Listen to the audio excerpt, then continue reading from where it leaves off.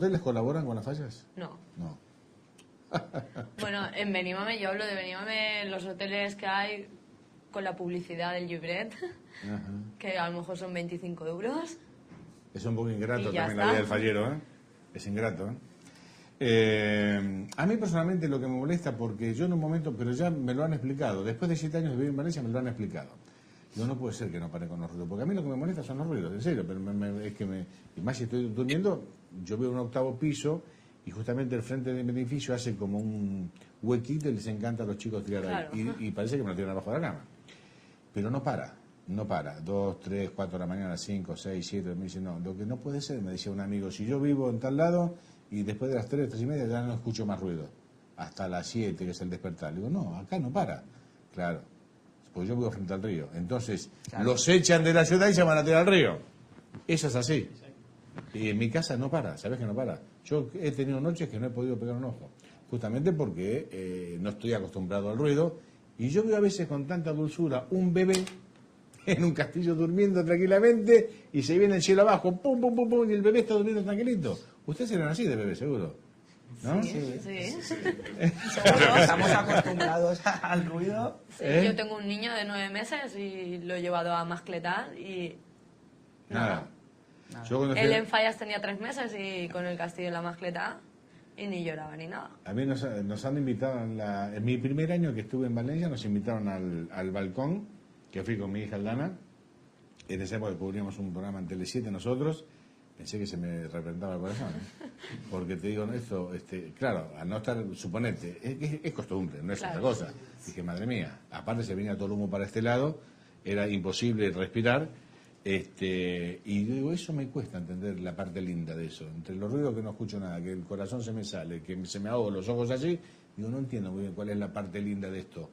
A ver si me la pueden explicar. Sí, la parte linda Ese es subidón. es que tienen entendida la mascleta o el castillo como Subidón, una... también si meto los dedos en el enchufe, también tengo un subidón. La Y mascleta no sé- es una sinfonía, es como una sinfonía, consta de varias partes y el pirotécnico se preocupa de que esas partes tengan un inicio, una parte media y un final, que es ¿Cómo el se dice al El pirotécnico? final. ¿Cómo se dice la orden? Para Señor pirotécnico, puede comenzar la Muy bien, mascleta. esa es la que me gusta. Esa es la parte más linda. Después ya... Madre mía.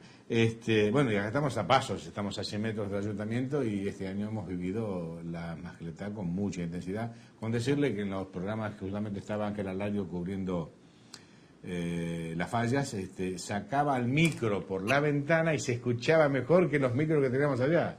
Increíble, a 100 metros. Bueno, amigo, estamos intentando aceptar y entender la festividad, las fallas en este caso, porque hay muchas otras fiestas en la Comunidad Valenciana. ¿Ustedes cubren las otras fiestas o no? Sí, sí.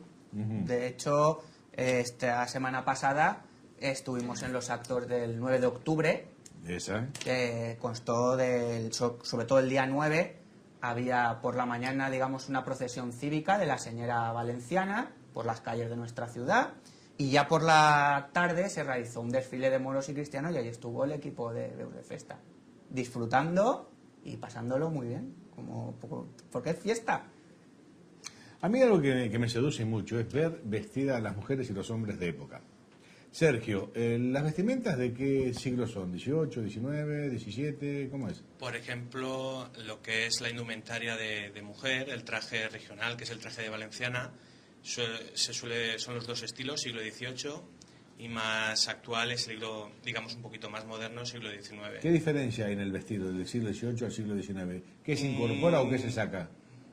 Bueno, para mí el siglo XVIII es, a la vista es un poquito más, cumple más tradicional, no es tan, digamos, se acomoda más a lo que es la imagen de valenciana tradicional, más que el del siglo XIX. El siglo XIX quizás es un poquito más pomposo, las faldas a lo mejor tienen un poquito más de vuelo, y por ejemplo el siglo XIX es el estilo, el acabado realmente es el que llevan las falleras mayores, y lo que llevan en realidad también las falleras mayores de Valencia, aunque ellas llevan un espolín especial, que es el espolín fallera mayor.